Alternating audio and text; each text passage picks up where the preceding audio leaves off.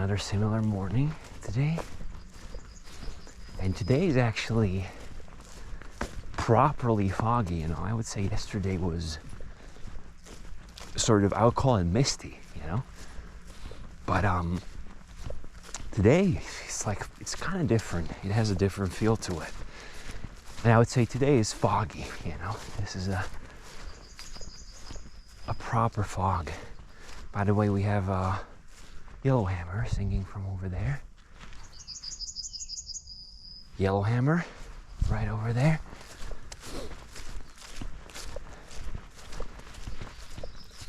Yep, it's a full-blown song. You're hearing some nuthatch from the far distance. And yeah, we're taking our usual route today.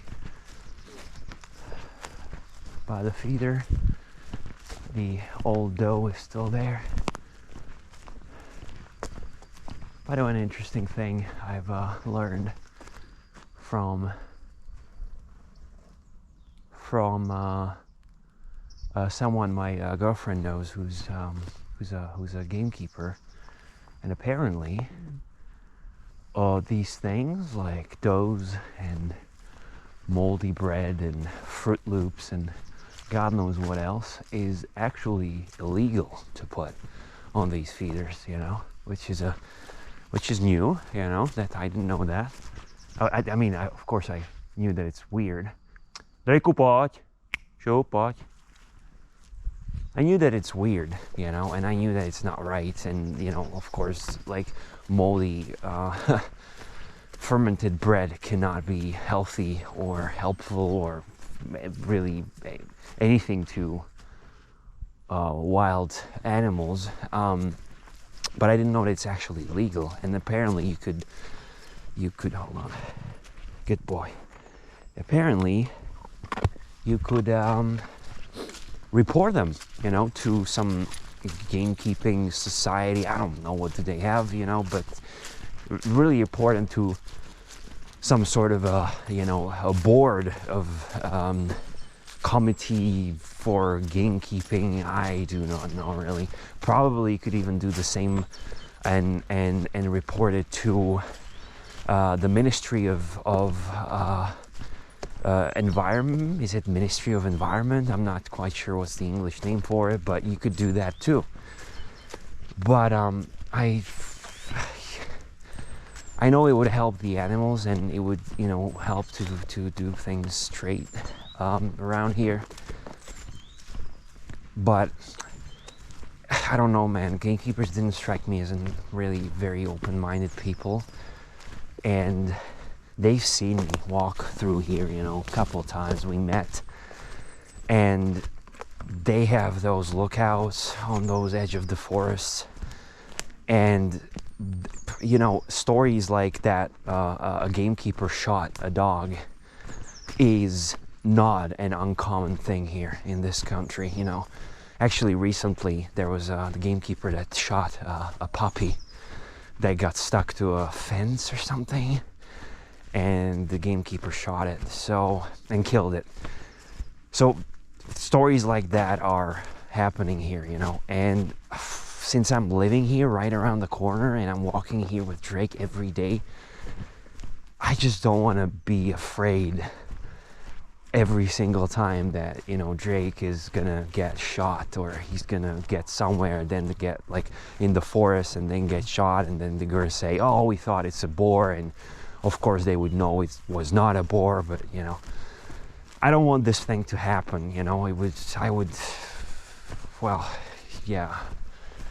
So you know, I'm not gonna report it really. The only thing I'm gonna do, I'm gonna criticize it here in these videos on this channel, and that's that really, you know. But unfortunately, I'm not gonna report it, because not that I would be afraid for myself, you know, but I would be afraid and worried about Drake, because these things happen, you know. They do shoot dogs, and yeah, that would be just horrible, you know, and I would not want that to happen to us. So So that's why I will not report it. Yeah, and you know, I checked, and these forests and probably the guys, the gamekeepers, are from the same village where I live. By the way, hold on, I'm gonna stop for a moment here. That is nuthatch, that loud, that one.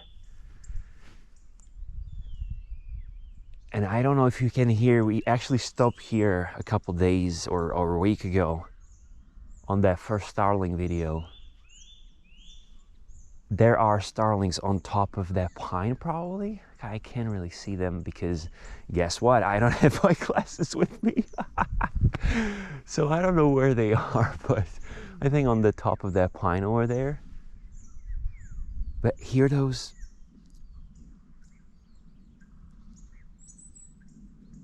It's like a chatter, and there's this. There are these like very melodic and clean whistles. Those are beautifully clean whistles that you don't really hear that much in bird songs, you know. Very clean, smooth.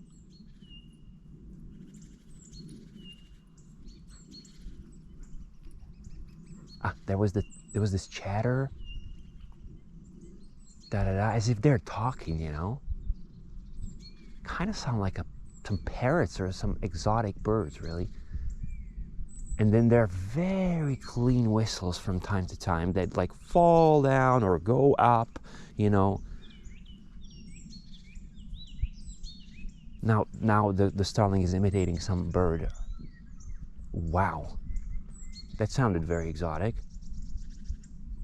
Yeah, they can imitate birds from the south, you know, from North Africa, you know. They can imitate all sorts of songs, really. But that sounded very exotic. And there are these chatters, and then there are these clean, either ascending or descending whistles. And they're very, very, very clean. So that always tells you, okay, that's a starling, you know, because I really cannot think of any other bird that do these very sharp, smooth, extremely smooth whistles that go up or down. I can only think of starling. And often there is this sound, and good boy, you know, he came and waited for us. What a good boy. Just wondering what I'm doing here. Yeah, and often they're imitating and doing a similar sound to the and that's the bird I didn't know in the last video, but now I remember, to the golden oriole, you know, Oriolus it was.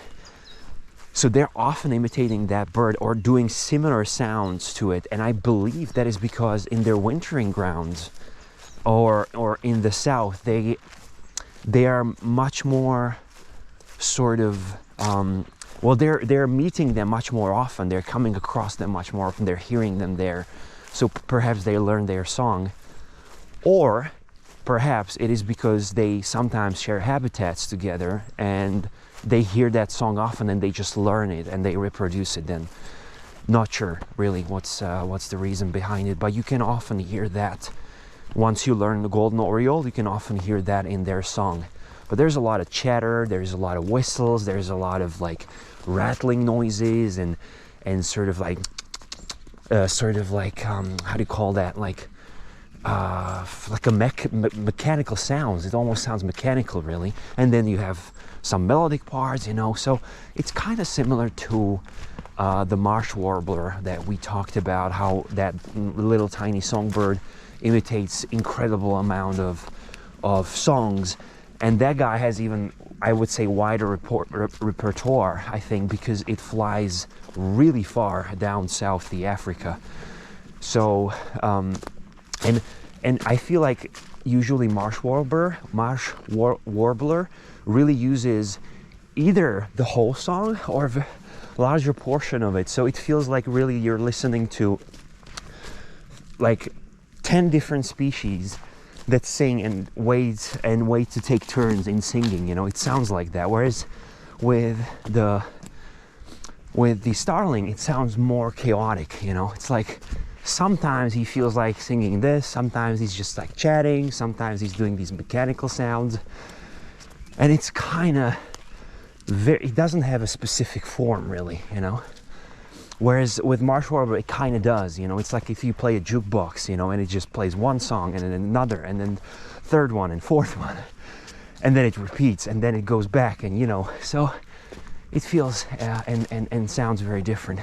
And of course, it's a much smaller bird, and you know, doesn't sing from top of the trees. It sings usually from an undergrowth and from shrubs.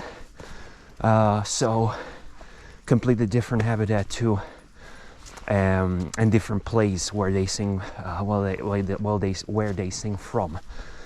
But anyways, that was just a little bit of a sort of entry there.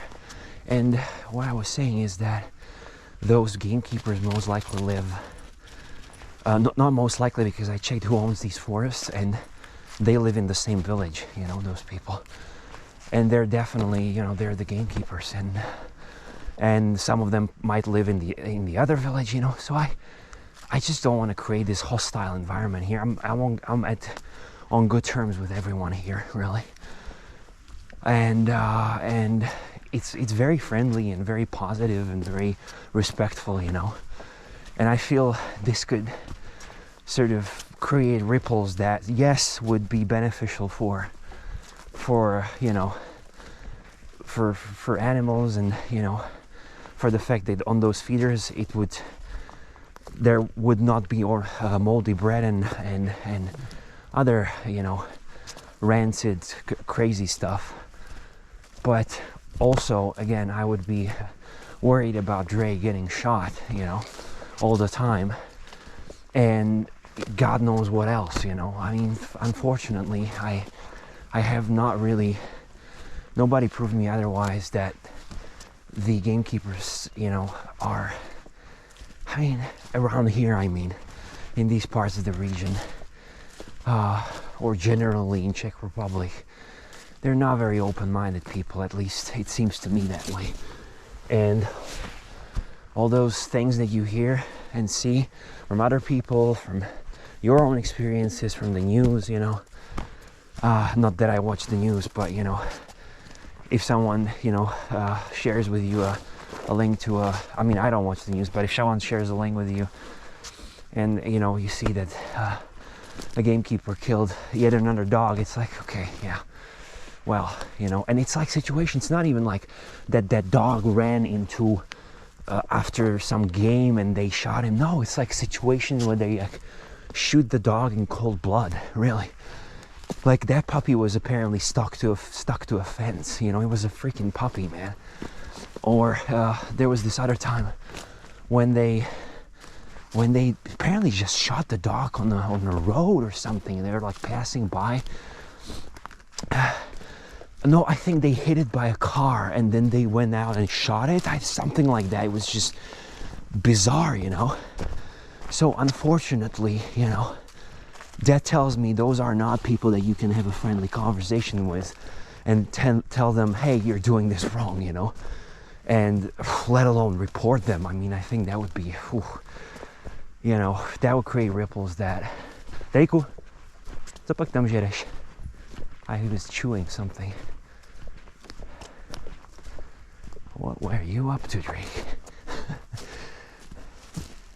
I don't see anything. Oh, I see. God damn, Drake, come on. Yeah, he chewed on some.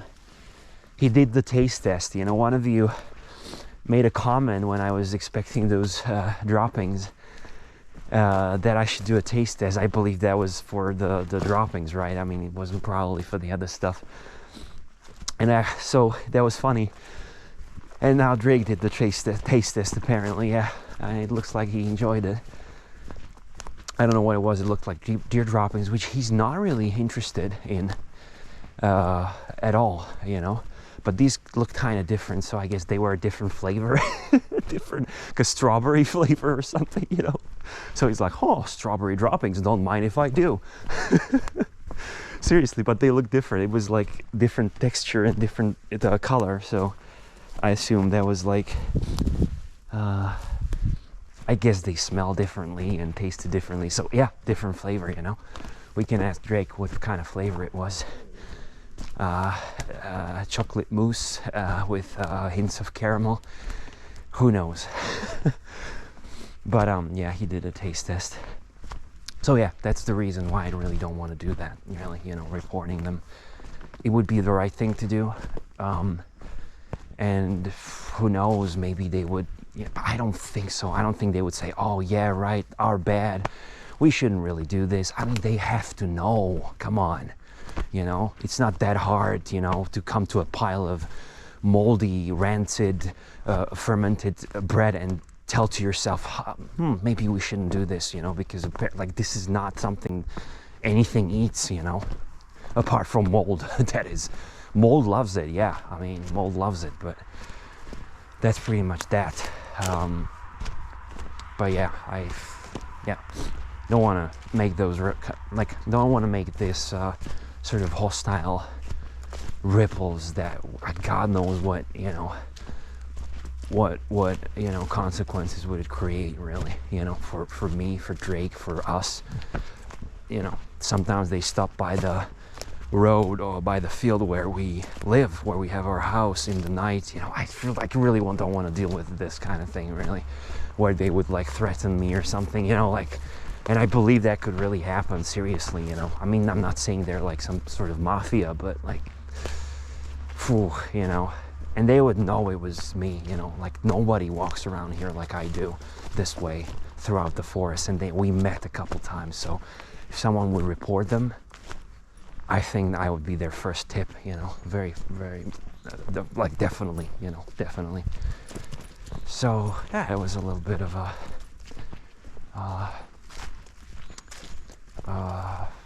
you know, thought train about the feeders that we came across that are really, like, especially that one. We've seen ones that is just horrendous, really, and apparently not good for the animals at all. I mean, I already knew that, but not only that, but apparently illegal and totally eligible for reporting to, I don't know, either the ministry or to their I don't know, what do they have, a league or some sort of organization, you know. Probably it's going to be some sort of a gamekeeping organization, yeah. But yeah, not going to do it for those reasons that I mentioned. Anyways, I'm gonna sign off now.